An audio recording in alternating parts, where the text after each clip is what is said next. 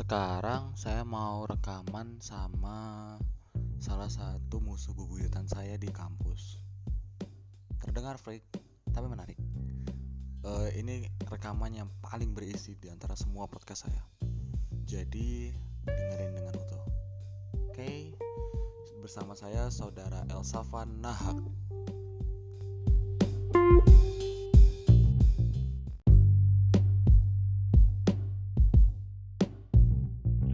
Halo, selamat malam saudara Elsavan Nahak di sini. Halo, selamat malam. Siapa ya? Oh, terima kasih ya atas sambutan hangat Anda. Oke. Oh iya, suaranya nggak asing. Oh iya dong, jelas nggak asing. Musuh bebuyutan bukan? Ini kayak old friend gitu. Oh, Ya old friend sih. Ya ampun, old friend. Tapi lebih sering jadi musuh sih selama berapa 3 tahun lebih ini. Long distance friend. Long distance friends. Ya, Nowadays. LDR-nya dari apa ya? Dari jarak ya, dari jarak literally jarak. Terus juga yang lainnya juga banyak beda juga pemikiran gitu. Nah, beda pemikiran.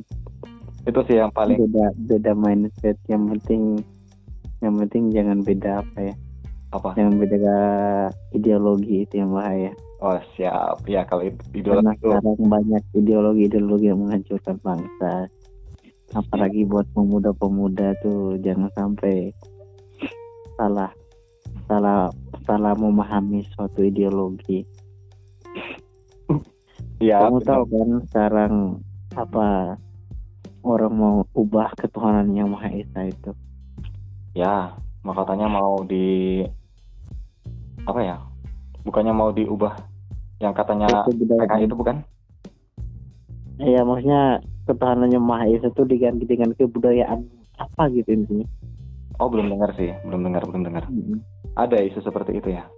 Ada, hanya udah dibatalin soalnya mau fokus buat corona. Sesensitif itu ya ide-ide berkaitan itu. Wow. Ide-ide dari orang-orang yang merasa dirinya wakil rakyat. Ya, benar. Ada beberapa juga yang ideologi seperti itu yang buat aku agak terheran-heran juga gitu. Karena yang bikin aku bingung karena kita kan katanya udah 57% anggota DPR di sana. Kan udah ganti orang, bukan orang yang sama. Tapi hal yang dibawa itu ternyata malah lebih ekstrim daripada orang-orang sebelumnya gitu. Dan bayangkan ini sudah benar-benar mayoritas suara ada di Senayan, di mana 2 partai besar petarung di pemilu kemarin juga juaranya juga. Oh, sangat menakutkan sekali ya. Karena pada dasarnya semua orang itu mengejar jabatan, bukan untuk membangun masyarakat. 99% orang yang menjabat atau berpolitik itu 90% lah mungkin atau lebih itu memilih jabatan itu karena kekuasaan dan juga uang gitu. Ya. Cuman 1 atau sekian 10% aja yang benar-benar memperhatikan nasib rakyat. Iya, benar sekali. Dan 1% ini selalu hilang di telan bumi. Iya. Dan nggak pernah lagi muncul. Iya, sama kayak di kampus. Kalau misalkan ada dosen yang condong ke mahasiswa kan pasti nggak disukai dosen yang lain. Iya, benar. Kayaknya iya deh, bener.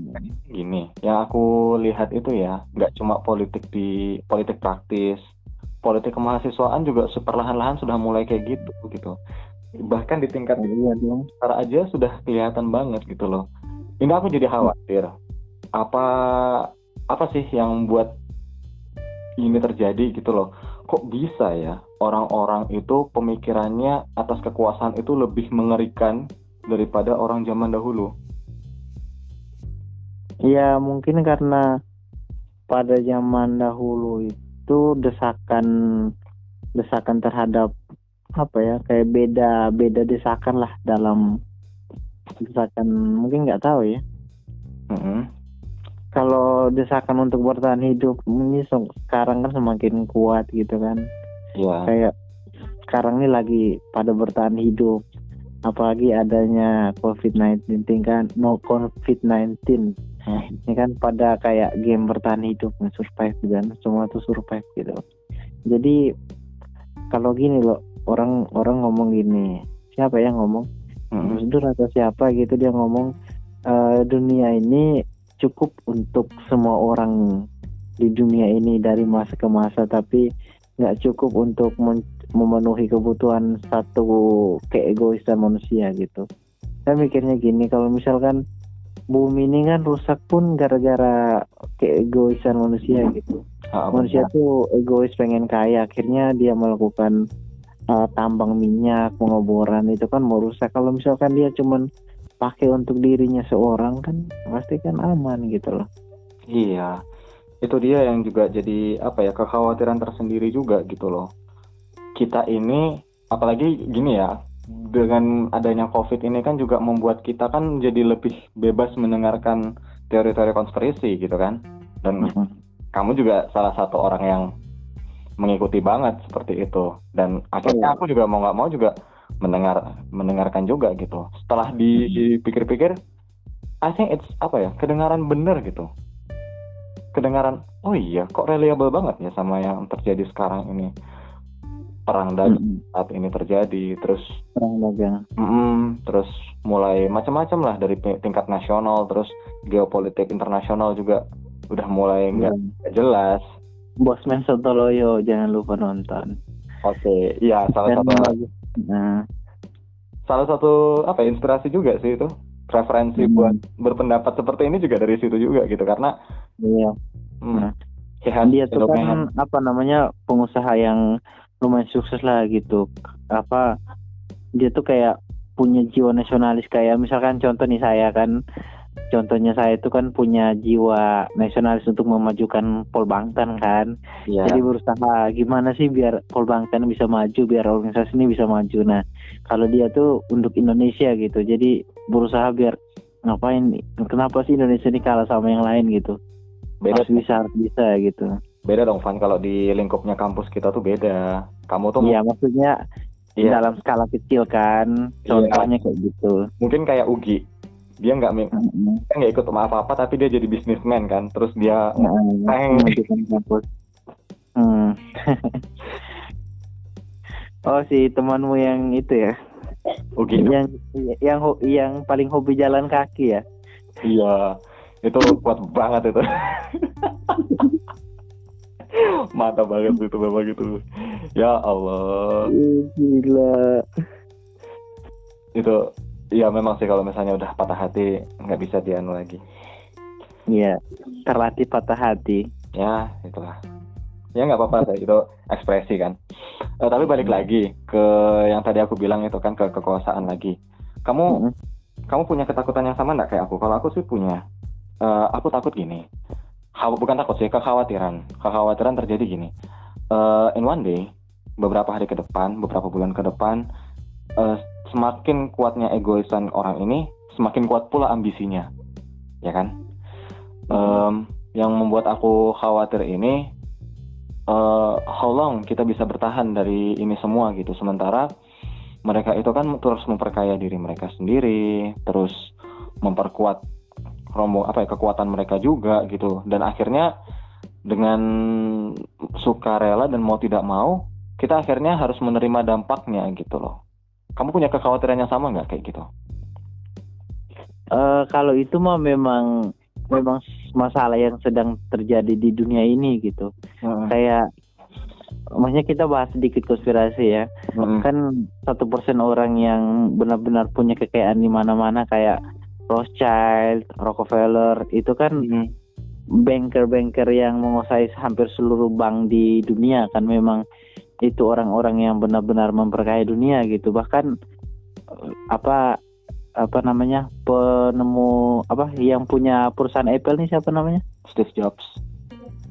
Bukan, satu lagi, bukan Apple, Microsoft. Bill Gates. Bukan, ada satu.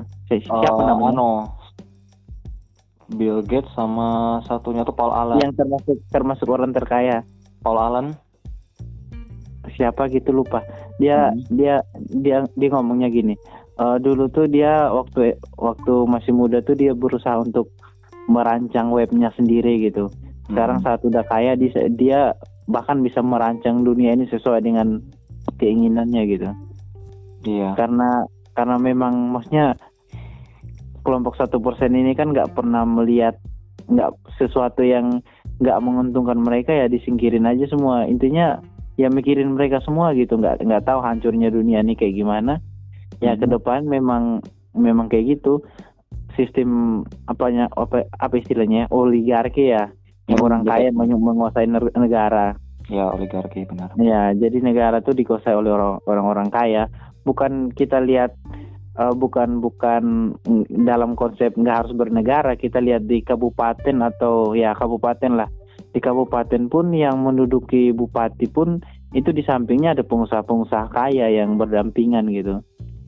Iya, ya, kayak gitu. Harus mendampingi pemerintah juga kan kalau dalam yang saat ini gitu. Ya, jadi di balik suksesnya pemerintah tuh ada orang kaya di situ gitu loh.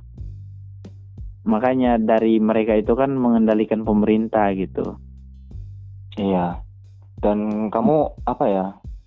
Kan kita sendiri lihat ya, yang tadi kayak kamu singgung kelompok 1% orang kaya di seluruh dunia ini kan berusaha mengendalikan dunia untuk membuat satu model pemerintahan ya, yang tatanan dunia baru. Yes, the new world order itu. Gini, kalau dari sudut pandang kamu, sebagai orang yang biasa aja ya gitu ya, kayak kita kan ini kan rakyat biasa aja yang memiliki kekhawatiran yang sama. Ya itu sudut pandang seperti ini, what can we do untuk ini?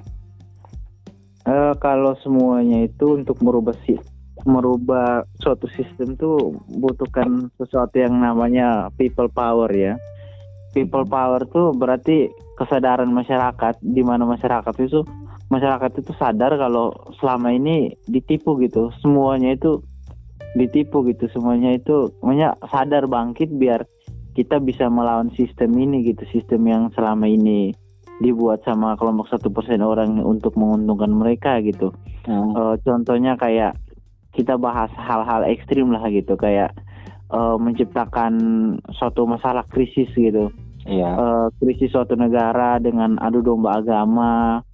Dengan adu domba agama akhirnya terjadinya perang saudara. Dengan adanya perang saudara nanti kan akan terjadi krisis ekonomi di satu negara itu. Nah, dengan krisis ekonomi makanya dia akan datang dan memberikan utang yang begitu besar di mana negara itu nggak bisa bayar. Saat negara itu nggak bisa bayar, mata uangnya kan udah anjlok banget. Akhirnya ya memang tujuannya gitu, membangkrutkan semua negara. Akhirnya berusaha untuk menerbitkan mata uang tunggal gitu. Jadi karena utangnya udah nggak bisa bayar, dia terbitkan mata uang tunggal. Dan kalau misalkan seluruh dunia pakai mata uang tunggal, siapapun yang mencetak mata uang itu ya dia pasti berkuasa dong, bisa kayak Tuhannya dunia gitu. Jadi kalau misalkan people power tuh timbulnya kesadaran gitu, ya udah kita tahu gitu, kayak ini ternyata cuman adu domba gitu, ngapain kita harus ini nih orang-orang yang memang lagi hancurin negara gitu. Ini orang-orang yang mau menghancurin ideologinya kita gitu. Nasionalisme kita nih sedang dihancurin gitu. Ya udah kita sadarlah biar nggak usah terprovokator atau apa gitu, nggak usah ikut.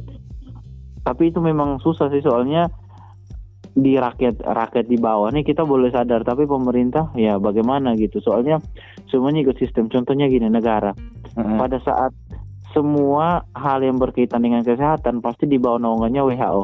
Terus gimana kita tahu kalau WHO itu baik gitu? Kita kan nggak tahu. Kalau misalkan dia memutarbalikkan fakta, ya semua negara harus ikut dong gitu. Ya kayak gitu, nggak bisa melawan gitu. Iya, mereka nggak punya dewan pengawas sendiri kan, untuk minimal dewan pengawas lah, mereka juga nggak ada gitu kan. Hanya benar-benar satu kontrol terpusat dari mereka saja gitu. Iya, semuanya kontrol di bawah PBB gitu. Semua negara PBB kan berkuasa di dunia ini gitu. Dari semua segi, kayak WHO, apalagi FAO, UNICEF gitu kan. Nah, itu kan bagian dari PBB semua, itu kan instruksi dari atas. Kalau misalkan instruksi kayak gitu, rata-rata semua negara yang udah join PBB ya harus ikut gitu loh. Kalau nggak ikut ya melawan gitu. Dan mau nggak mau harus ikut, karena kalau nggak ikut mereka nggak dapat bantuan gitu kan. Kayak misalnya gini kok, COVID kayak gini, kita nggak ikut WHO lah misalnya, kita mungkin nggak akan dapat support juga dari beberapa negara lain gitu kan. Misalnya kita ini ya, misalnya aku ngambil kayak skenario paling buruk tapi semoga aja nggak terjadi. Kayak misalnya tenaga kesehatan. Kan misalnya sekarang kan lagi rawan ini tenaga kesehatan kita, banyak yang sudah meninggal gara-gara COVID.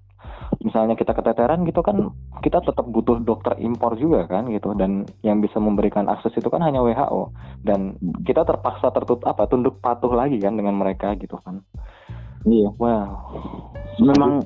Memang people power ini butuh perjuangan yang memang susah, bahkan bisa dibilang mustahil kalau kita menyadarkan semuanya termasuk pemerintah gitu. Kalau misalkan semua orang pemikiran kayak kita, kayak Bosman Sontoloyo, memang kalau satu negara benar-benar berpikiran kayak gitu, misalnya kita ambil contoh Indonesia, benar-benar people power-nya udah kuat, pemerintahnya udah sadar semua, dan Indonesia terbebas dari PBB gitu kan.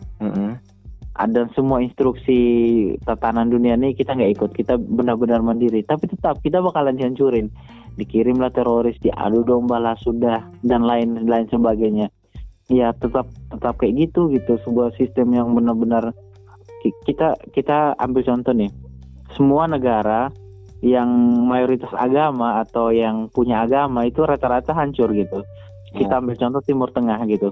Timur Tengah tuh memang dihancurin dengan adanya ISIS atau banyak hal lah gitu. Akhirnya memang di Timur Tengah tuh mayoritas kacau gitu, perang terus gitu. Jadi kayak memang kalau punya agama tuh bikin kacau aja gitu, mendingan nggak punya agama gitu dengan dimasukinnya paham-paham kayak gitu. Dan negara-negara Skandinavia yang nggak ada agama sama sekali itu benar-benar damai banget gitu, bahkan nggak ada tentara gitu, kasus-kasus pembunuhan pun hampir nggak ada sama sekali gitu kan.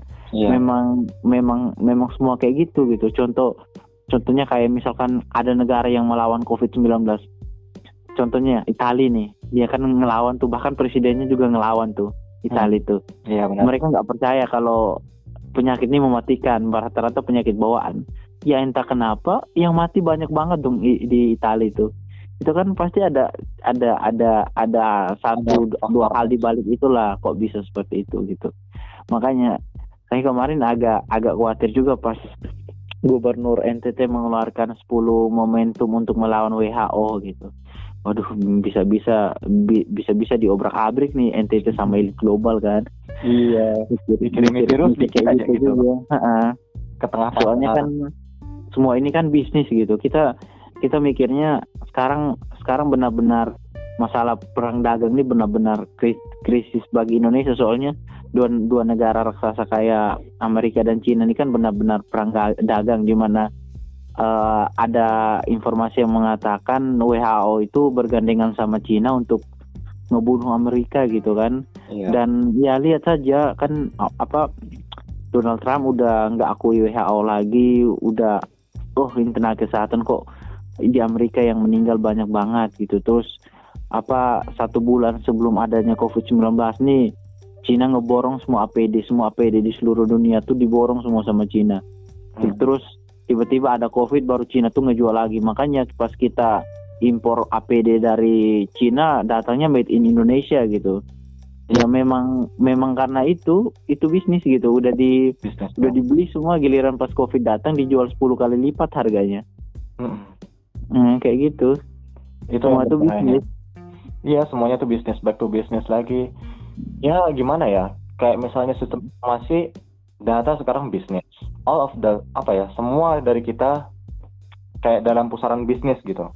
Bayangkan jika kita mau menghidupkan people power, hal terberat yang buat kita lakuin tuh kayak gini. Misalnya kita membicarakan hal ini ya, Van ya, belum tentu ini bisa tembus ke banyak orang. Ada hal mungkin ada kena algoritma yang bagaimana akhirnya informasi-informasi kayak gini tuh nggak sampai gitu kan. Dan pembicaraan bebas dan ilmiah itu yang membahas hal-hal seperti ini tuh juga selalu gagal gitu loh, Van. Ya iyalah, banyak itu nggak bisa dibuktikan secara ilmiah. Kan saya pernah bilang kan, semua hal di dunia, semua pengetahuan itu nggak harus dibuktikan melalui ilmiah. Soalnya banyak bidang di luar ilmiah seperti bidang penalaran, dan itu kan bidang linguistik, itu kan di luar ilmiah gitu. Bahkan ilmiah ini hanya salah satu dari banyaknya pemahaman di dunia yang begitu luas ini loh. Iya, makanya Sejarah sebenarnya kan nggak harus ilmiah gitu. poinku di sini adalah ketika kita mau membicarakan itu, bahkan kita menggunakan metode ilmiah pun itu juga dihadangi kan. Berarti kan apa ya? Berarti memang benar-benar kepentingan mereka ini sangat amat besar. Akhirnya kita benar-benar di brainwash secara halus gitu. Brainwash. Lah iya, memang Itu yang benar-benar memang berbahaya. kita udah dicuci otak sejak kecil gitu kan. Sesuatu yang sudah ditanamkan dari kecil tuh ya memang kayak gitu. Dan Makanya pengalihan isu tuh kan banyak gitu. Memang semua orang nih pada malas mikir gitu, disibukkan dengan ini loh, kita memang sekarang manusia lagi diciptakan habit di mana manusia tuh nggak peduli satu sama lain gitu. Jadi manusia tidur di rumah aja, nggak usah bersosialisasi. Diciptakanlah aplikasi-aplikasi yang bisa membuat orang asik sendiri di rumah, nggak membutuhkan teman. Akhirnya dengan tingkat peduli kita terhadap sesama yang kurang, itu sangat berpengaruh untuk melancarkan aksi mereka gitu. Jadi masalah-masalah yang bakalan terjadi ya udah kita nggak peduli gitu. Soalnya memang dihilangkan gitu rasa kepedulian kita kepada sesama gitu. iya, dan gacanya lagi, kita yang sebagai orang timur ini memiliki budaya yang sangat luas banget. Maksudnya yang anti individualistik gitu loh. Kita menghargai luasnya berpikir, kita menghargai luasnya bergaul gitu kan. Tapi dengan adanya satu serangan ini aja, kayak bener-bener one snap gitu kan, tang gitu, membuat kita berubah gitu loh. Dan perlahan-lahan kita lagi memasuki transisi untuk berubahnya itu. Wow, ngeri banget ya. Ini normal. Memikirkan gini loh. depan. Mikirnya kayak gila nih, dunia nih mau hancurin dunia ini gampang ya gitu. Cuman ngasih satu virus terus bikin propaganda, ya udah selesai, hancur nih dunia kan. Iya. Gila, orang-orang yang punya kuasa nih gila banget. Bener-bener nggak masuk akal memang, tapi ya gila sih. Dan sense secara naluriah juga indera kita kan juga ngerasa Leo kok bisa sedrastis ini berubahnya gitu loh. Kayak nggak beres banget gitu loh, cuma gara-gara satu virus langsung merubah kebudayaan yang sudah benar-benar lama nancep gitu loh. Gila banget itu. Dan sekarang kan lagi nunggu soal vaksin kan. Nah itu ya gitu, konspirasi lagi gitu. Kayak Menteri Kesehatan sebelumnya kan menolak vaksin dulu, virus sebelumnya itu SARS ya, positif virus ya. Makanya dulu kan ada virus SARS kalau nggak salah atau apa gitu. Nah, itu kan cuman Indonesia yang bisa menyembuhkan tanpa vaksin kan. Nah itu pun memang hebat, bisa menghemat dana triliunan karena kita nggak usah beli vaksin gitu. Kita bisa menyembuhkan dengan penemuan kita sendiri gitu. Dan itu mencegah PBB menetapkan dunia itu dalam status pandemi. Itu benar-benar emang hebat itu kemarin, luar biasa banget. Tapi ya gitulah, sekarang ya kita sebagai orang biasa sih harus mengumpulkan people power ini. Jadi makanya orang-orang yang menyuarakan pendapat pun memang butuh mental yang kuat dan cara penyampaian yang tepat gitu. Kita nggak contoh nih Jerings tahu. Itu tuh saya apresiasi banget tuh, dia punya mental yang kuat, tapi cara penyampaiannya kebablasan kayak gitu pun hancur kita orang konspirasi. Maksudnya memang dia punya percaya diri yang baik sih, tapi cara penyampaiannya itu kayak terlalu ugal-ugalan sih. Ugal-ugalan. Makanya seakan orang gila gitu, seakan ngawur gitu. Padahal kalau kita cermati memang maksudnya betul gitu. Contohnya kemarin yang lagi heboh kan soal agama kan. Nah, kita sempat bikin video juga soalnya sebal sama netizen Indonesia kan. Kan dia ngomong kan, dia ngomong soal apa virus corona tuh hanya konspirasi. Terus dia ngomong kalau dia ngomong sekian lah, lumayan banyak konspirasi lah. Terus orang ngomong gini, loh itu nggak bisa dibuktikan secara ilmiah gitu kan, nggak bisa dibuktikan secara ilmiah. Terus dibilang, loh emang kenapa? Apakah semua harus dibuktikan secara ilmiah? Emang agama juga bisa dibuktikan secara ilmiah kayak gitu. Kalau misalkan semua hal harus dibuktikan secara ilmiah, berarti agama juga konspirasi. Soalnya agama nggak bisa dibuktikan secara ilmiah gitu kan. Iya. Kayak keajaiban Tuhan gitu, emang bisa dibuktikan secara ilmiah kan? Nggak bisa gitu. Masa kalian bilang agama konspirasi? Bahkan yang bilang semua hal harus dibuktikan secara ilmiah, nah itu bahkan dia yang berpikir agama itu konspirasi karena agama nggak bisa dibuktikan secara ilmiah.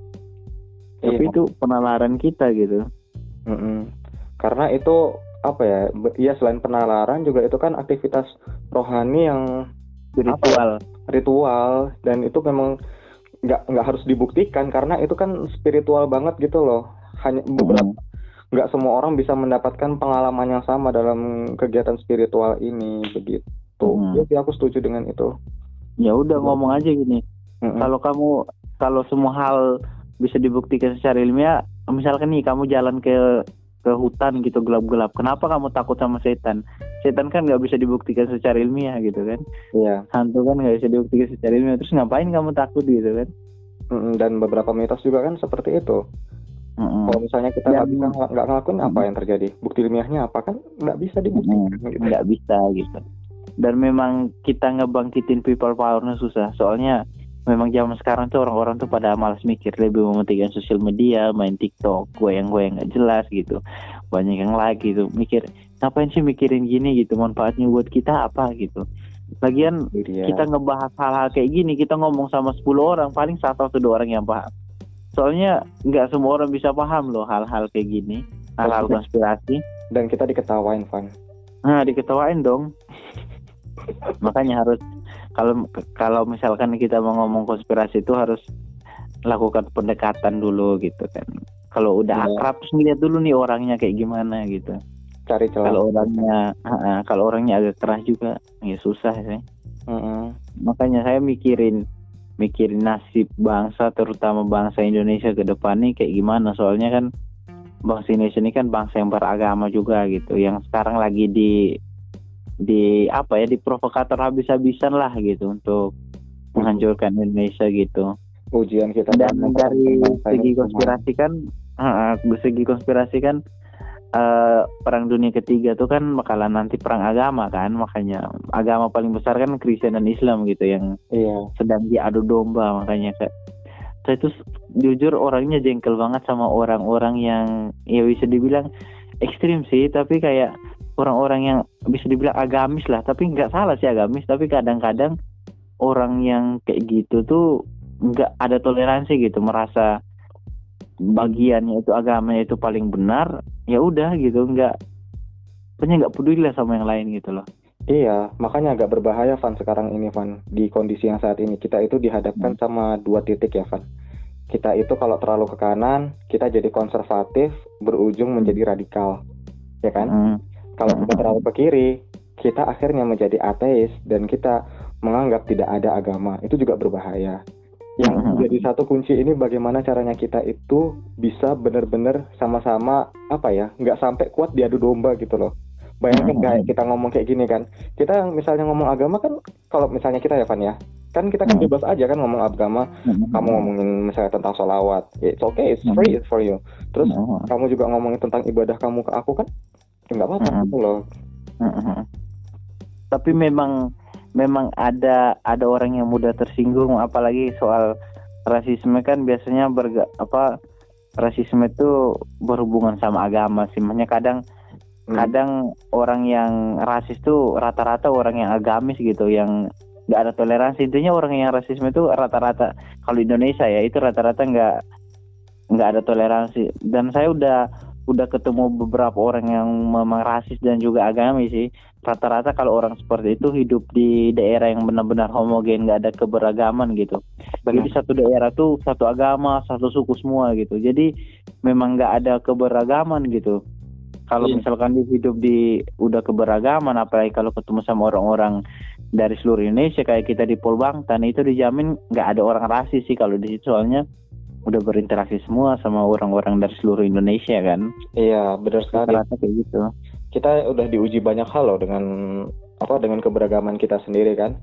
Kita berbeda pola pikir segala macam. Itu kan sebenarnya itu kan indah gitu loh. Misalnya kita berbeda pendapat, bukan berarti kita berbeda pendapat itu adalah hal yang salah. Enggak, itu malah justru akan menciptakan solusi yang baru gitu loh di masa yang akan datang kan gitu. Dan rata-rata memang sih aku juga akui hal yang sama dengan kamu. Aku itu juga pernah loh Van, ada di suatu, kan di sini juga beragam ya Van ya di sini. Cuma cerita aja gitu. Jadi ada memang orang-orang yang nggak cuma di Islam, di Kristen aku juga pernah ketemu orang konservatif begitu. Dan agak ekstrim banget ngomongin tentang Islam. Alah, Islam tuh apa? Orangnya semua gini. Semua kerusakan itu diawali sama orang Islam. Gini. Nah, itu orang-orang yang wawasannya sempit. Iya, benar gitu. Makanya banyak orang yang wawasannya sempit tapi sok tahu gitu. Makanya ngapain gitu. Terus orang-orang yang suka memperdebatkan soal agama tuh ngapain coba gitu loh. Itu sudah, itu kan emang Tuhanmu, emang kamu udah benar-benar tahu gitu soal Tuhan gitu kan. Kamu udah tahu soal Tuhan gitu. Kalau saya tuh langsung ngomong gitu, kamu udah pernah ngomong sama saya, bisa kadang-kadang tuh bisa ngubah orang jadi ateis juga. Kamu udah pernah ngomong sama Tuhan gitu kan, pernah lihat Tuhan gitu. Mampus lo. Itu sudah, emangnya kamu punya pengalaman sekuat apa gitu loh. Gitu kan, makanya kadang-kadang tuh nyebelin gitu. Orang yang wawasannya sempit memang suka kayak gitu. Jadi nggak benar-benar nggak menghargai keberagaman gitu, menganggap dia paling benar gitu. Aduh, itu nyebelin lah pokoknya. Iya, nyebelin. Memang saya juga pernah punya teman kan saya orang yang maksudnya saya itu bahkan ekstrimnya saya itu percaya kalau adanya Tuhan gitu kan. Saya terlahir Kristen, ya udah saya Kristen gitu. Tapi semua agama tuh benar gitu, semua Tuhan yang mereka percaya itu benar gitu.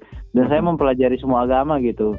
Dan pada saat saya diskusi sama teman saya, nggak usah disebutin agamanya, terus dia kaget gitu. Kok kamu bisa tahu agama saya gitu, luar biasa kamu pahamnya gitu. Terus kayak saya loh, jujur saya itu dulu tuh diajarin dengan pemahaman yang keras banget gitu, nggak menghargai keberagaman gitu. Pas saya masuk di Polbangtan baru saya tahu, oh ini yang namanya keberagaman gitu. Dulu tuh didikan saya itu benar-benar keras gitu, nggak usah menghargai orang yang seperti ini, nggak usah gitu. Orang seperti ini salah gitu. Dulu tuh benar-benar kayak gitu, nggak usah mempelajari agama lain, takut nanti pindah agama gitu kan. Mereka ngomong, kamu belajar kayak gini nggak takut pindah agama kayak gitu. Enggak lah gitu, biasa aja gitu. Bahkan orang yang nggak belajar sama sekali itu yang bahkan hanya hal biasa gitu loh. Malah itu jadi perlu malah dia yang nggak pernah belajar agama itu yang malah paling berbahaya untuk. Iya, paling berbahaya soalnya agama, gitu. Fitnah itu kan dia nggak memahami gitu loh. Iya, dan dia percaya aja, dia dikasih informasi A, dikasih informasi A nggak tahu. Sekalinya dirasa menarik ya dia bakal ngikut dong gitu kan. Malah kalau kayak kita kan, kalau kita belajar tuh malah bukannya semakin takut, malah semakin ngerti. Oh iya, gini ya perbedaan pendapat begini gitu. Oh gini ya bedanya. Oh paling kita dengan cara toleransi dikit bisalah kita jalan bareng-bareng gitu kan. Ternyata filosofinya ini gitu. Ternyata alasannya ini. Contohnya nih, misal nih kita ngebahas hal-hal ekstrim lah gitu, kayak orang Kristen tuh nyembah nabi dianggap Tuhan gitu kan. Banyak banget yang gitu. Tuhannya ada 3. Tuhannya ada 3 gitu. Ya itu. Iya kan? Lucu aja sih. Maksudnya nggak paham gitu konsep tentang kekristenan tuh seperti apa gitu. Terus kayak yang lebih ekstrim lagi tuh, yang Islam tuh teroris tuh dari Islam gitu. Rata-rata Jihad. untuk apa jihad gitu kan. Itu kan salah banget gitu kan. Ngebunuh orang buat masuk surga gitu. Padahal jihad kan nggak seperti itu gitu. Kita ngebantu orang susah atau bersih-bersih asrama aja udah termasuk jihad gitu. Iya, Bersih-bersih lingkungan gitu kan. sesederhana Ya, kamu gitu. anak yang lagi menuntut ilmu, suami yang sedang bekerja untuk keluarganya, jihad.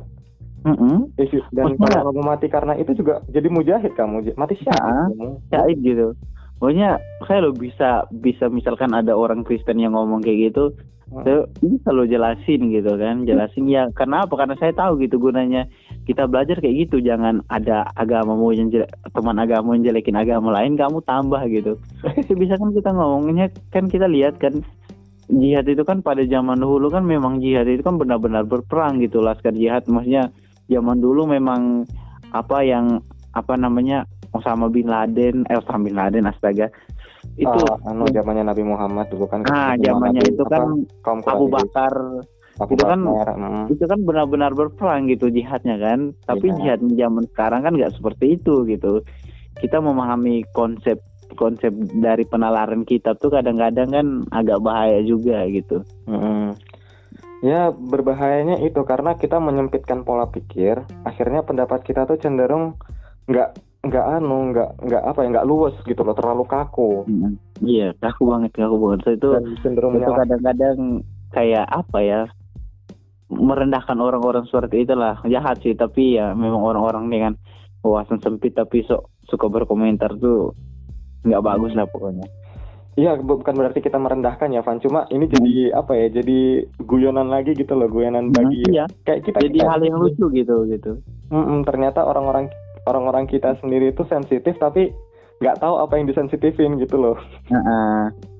Pokoknya lucu lah nih orang-orang nih, makanya kita kalau ngomongin people powernya susah gitu, memahami agamanya aja susah gitu, memahami negaranya aja agak susah gitu, memahami sesamanya aja susah gitu, apalagi memahami hal-hal kayak gini gitu loh. Iya, balik lagi karena gini Van, kalau dari aku lihat itu karena pendidikan ini yang benar-benar paling berbahaya banget. Orang-orang itu punya sudut pandang seperti itu karena pendidikannya. Kalau dia punya sudut pandang yang lebih luas, bukan lebih luas sih, maksudnya dia lebih toleransi, dia menerima pendapat. Biasanya kita bisa meyakini bahwa pendidikannya itu tinggi. Tetapi ketika kita berkomunikasi dengan orang luar, kita selalu berhati-hati karena takut kan, kalau kita ngomong salah nggak nih bagi dia. Sebenarnya yang kita omong itu benar, tapi bagi dia itu belum gitu loh. Dia belum siap untuk menerima kebenaran itu. Karena pendidikan lagi tuh kan. Pendidikan ini sih yang menurutku berbahaya juga, dan apa ya, bukan sedikit disayangkan, sangat amat disayangkan. Ini juga mempengaruhi banyak aspek kehidupan berbangsa kita. Apalagi ini warisan juga kan dari Indonesia berdiri, malahan pendidikan ini kita nggak ada beres-beresnya sampai sekarang. Menurutmu apa ya, untuk bisa mengedukasi orang-orang lah minimal, kamu ngapain sih gitu? Harusnya gini ya, semakin pintar dan semakin cerdas orang tuh toleransinya semakin tinggi. Benar. Itu yang saya tahu gitu, semakin cerdas, semakin pintar itu toleransinya tinggi gitu. Makanya harusnya anak-anak itu dari kecil tuh memang kayak dulu masa kecil kita kan diajarkan bersosialisasi, semuanya itu kegiatan-kegiatan kelompok gitu kan. Itu tuh memang hal-hal untuk mendidik dari TK. Tapi terbawanya zaman kan sekarang orang lebih suka individualisme gitu kan. Jadi memang agak susah kalau kita terapkan pendidikan zaman dulu gitu. Jadi kalau misalkan cara meningkatkan nasionalisme kita ya tingkatkan pengetahuan kita, kan dengan pengetahuan kan kita bisa toleransi gitu, dengan cara dulu gitu, gotong royong tuh itu hal yang luar biasa gitu, itu hal yang negara lain akui juga gitu. Jadi semboyan gotong royong tuh itu salah satu kelebihan Indonesia gitu. Nah ditingkatkan aja gotong royongnya gitu dari kecil, semuanya dididik harus ada gotong royong dari TK. Kalau TK mah TK SD tuh rata-rata ada gotong royong, ada semua kegiatan pembelajaran tuh pasti ada gotong royong. Tapi mulai SMP ke atas tuh udah berkurang gotong royongnya gitu ya. Udah ditambahkan aja gitu secara seperti apa kurikulumnya gitu kan. Tapi dan itu pun dimulai dari bukan cuma di lingkungan sekolah, tapi di lingkungan keluarga, di lingkungan agama pun itu harus dididik.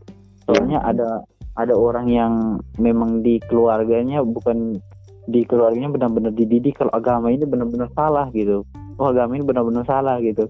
Jadi pada saat dia ketemu orang agama yang dianggap salah itu, ya itu responnya seperti itu, responnya nggak bagus. Dan pertemanannya pun nggak lost gitu, soalnya dari dulu tuh udah dididik gitu, agama ini benar-benar salah gitu, suku ini benar-benar jahat gitu. Aduh, itu udah complicated, udah rumit banget ya karena masalah kayak gini gitu. Tapi aku penasaran dari kamu sebagai seseorang, sebagai satu orang nih ya, kamu nih, apa sih yang bisa kamu lakuin untuk bukan menghadapi sih, maksudnya untuk mengedukasi orang lah dengan kondisi seperti ini, apalagi dengan jurusan kita yang berhubungan dengan orang-orang banyak juga, dan kita tuh kan berfungsi untuk mengedukasi orang kan, terutama petani dan begitu. Kamu ngelakuin apa aja gitu? Kalau saya gini ya, intinya gini, saya itu prinsipnya kayak bring joy through my life activity gitu kan. Jadi saya menyebarkan sukacita lewat perbuatan dan perkataan saya gitu. Selama saya mendidik orang melalui perbuatan saya gitu, dengan cara saya bergaul dengan semua orang, melakukan kebaikan dengan semua orang, maunya toleransi dengan semua orang. Nah, dengan begitu kan bisa menjadi contoh gitu. Apalagi kan orang timur gitu kan, saya kan orang timur gitu, timur Indonesia gitu. Dia loh orang timur gitu, tapi bisa berteman dengan semua orang gitu. Kenapa kita nggak bisa berteman dengan orang timur gitu? Tapi banyak untuk aktivitas, untuk perilaku ya seperti itu, memberikan contoh bagaimana kita gotong royong, bagaimana kita hidup sebagai bangsa Indonesia gitu. Tapi dalam perkataan ya gitu, yang tentunya saya sebagai pribadi harus memahami semua orang gitu. Kalau saya memang sukanya memahami semua orang, saya itu mempelajari semua agama, mempelajari semua pola pikir, penghayat kepercayaan tuh kenapa sih mereka tuh ada penghayat kepercayaan tuh, seperti apa sih konsep mereka gitu. Orang ateis tuh konsepnya seperti apa sih gitu. Jadi dengan kita memahami seperti itu, kita bisa bisa mendekati semua orang dari semua kalangan gitu. Jadi pada saat, kalau saya sih topik poinnya sih di diskusi sih, pada saat saya diskusi dengan orang dari mana pun latar belakangnya, pasti saya bisa masuk dalam diskusi, soalnya kan mempelajari semua gitu. Nah, dalam diskusi itu kita bisa memberikan edukasi. Kalau jujur saya pribadi di kelas atau mungkin ada perkumpulan tuh saya biasanya sharing, dan antara 4-5 orang tuh benar-benar masuk banget gitu. Nggak usah banyak, 3, 4 atau 5. Pada saat kita berdiskusi udah ada hal-hal yang berkaitan, ya udah kita cerita tentang masalah nasionalisme, masalah adu domba yang sedang terjadi di Indonesia, dan respon orang-orang kayak, kamu tuh luar biasa gitu, kamu tuh kok bisa kamu tahu semua ini gitu, kok bisa agama kami pun kamu pelajari gitu, aku mau loh kayak kamu gitu. Mereka ngomong kayak gitu, kamu hebat, kamu baca apa aja sih gitu, paling banyak itu kamu baca apa aja sih gitu. Dan memang kayak gitu, memang kita nggak bisa bawa perubahan besar, tapi setidaknya kita mulai dari lingkungan kita sendiri gitu. Kalau di bidang penyuluhan pun kan kita penyuluhan gitu. Kalau saya pribadi sih sekarang yang saya lakukan didik orang-orang sini sih, itu lebih ke tanah tuh nggak boleh dijual sembarang gitu. Jadi gimana petani-petani itu bisa memanfaatkan tanah mereka untuk biasanya biaya kuliah kan. Jadi kayak nggak sanggup jual tanah gitu. Jadi bagaimana kita penyuluhan kan, kalau di sini kan bagaimana kita memanfaatkan tanah kita biar bisa membiayai kebutuhan kita, biar nggak usah dijual. Soalnya kan tanah semakin sempit juga gitu. Edukasinya ya kayak gitu. Selain itu, kalau kita lihat aja gitu, kalau misalkan ada topik-topik yang berkaitan sama agama dan toleransi, ya udah kita bahas gitu. Pesannya gini, pesan buat ini pesan-pesan seperti orang yang udah lazim lah gitu. Iya. Kalau misalkan kamu diperlakukan baik saat kamu menjadi minoritas, kamu harus memperlakukan orang secara baik saat kamu menjadi mayoritas gitu. Jadi gitu. Jadi pada saat kamu di minoritas, ya kamu diperlakukan baik. Saat kamu jadi mayoritas pun, kamu harus memperlakukan baik minoritas seperti itu. Kalau misalkan hal-hal kecil kayak gitu kita terapkan, ya nggak bisa mengubah banyak, tapi perlahan akan lebih baik lah gitu, menambah wawasan. Perlahan dan sedikit masih lebih baik daripada nggak sama sekali gitu ya. Daripada nggak sama sekali. Kalau saya gitu, saya memang orangnya suka ngomong gitu. Jadi biasanya kalau udah ngumpul 5 atau 6 orang, udah ngebahasnya udah mengarah ke situ, ya udah mulai. Kalau saya udah masuk ngomong tuh pasti rata-rata udah diam tuh dengerin gitu. Wah, keren gitu. Ya udah gitu, bagus lah. Saya suka gitu. Bahkan kalau ngebahas lintas agama pun saya ngebahas kiamat tuh nyambung semua gitu. Walaupun 2 atau 3 agama di situ, saya bahas dunia kiamat semua masuk gitu. Nyambung itu. Dan hebatnya kalau agamanya beda-beda gitu. iya, buat yang dengar kalau mau tahu nih bagi yang denger ini, wah ini harus tahu banget sih. Kalau misalnya dia sudah di depan satu kelas gitu kan, dia ngobrol tentang hal-hal yang ingin dia utarakan, dengarkan baik-baik. Itu bakal kayak propaganda, serius. Cuci otak. Dan itu brainwash loh, cuci otak gitu. Jelas itu cuci otak. Apapun agamamu masuk semua gitu. Soalnya dalam diri saya menanamkan bahwa memang semua agama itu benar gitu. Bahkan ada ilmu yang nggak bisa di-share ke semua orang gitu. Nanti mungkin kita berdua aja share gitu soal agama. Memang kayak gitu. Intinya tentang bagaimana kita memahami gini. Banyak orang yang mengatakan Tuhan itu satu gitu. Tuhan itu satu. Ya memang kamu percaya kan Tuhan itu satu gitu. Terus semua agama itu mengajarkan kebenaran gitu. Gak ada agamanya. Terus Tuhan satu gitu. Tuhan yang mana gitu. Nah, kalau kita ngebahas soal itu nanti aja. Soalnya nggak semua orang bisa menerima itu. Itu pun kita membutuhkan momen yang luas dan itu privasi lah, nggak bisa kita share gitu. Ya. Nah kadang-kadang ya kayak gitulah gitu. Memang saya ditanamkan untuk memahami soalnya kalau kita memang bilang agama ini salah gitu ya, nggak bisa kita ngobrol sama orang kayak gitu, pasti ujung-ujungnya jelek-jelekin gitu. Susah. Karena balik lagi yang kayak tadi kita ngomongin, karena sempitnya pikiran akhirnya membuat pikirannya pola pikirnya menjadi kaku gitu loh. Nah, jadi tidak fleksibel gitu kan. Beda ketika kita orang yang ingin tahu, ingin banyak hal, kita akan menjadi gelas kosong di situ. Kita mendengarkan, kita serap yang baiknya, mungkin yang buruknya nggak kita buang, tapi akan menjadi pedoman buat kita. Semoga ketika ada kejadian yang di masa yang akan datang, kita punya pedoman dari itu gitu loh. Soalnya gini, kalau misalkan kita kurang wawasan, kita mau sharing sesuatu kan, misalnya saya kan tahu kan, kalau kita ngomongin ini agama ini tersinggung gitu.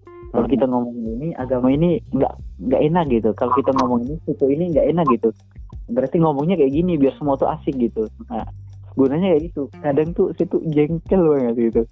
Kita duduk rame-rame di mana keanekaragaman, ada orang yang cerita ngelawak dan itu nyakitin orang lain gitu. Itu tuh anjir lah gitu. Sering kayak gitu, dan dia tuh kadang ngelawak itu nggak ngerti posisi gitu kan. Dan nggak tahu salahnya di mana gitu.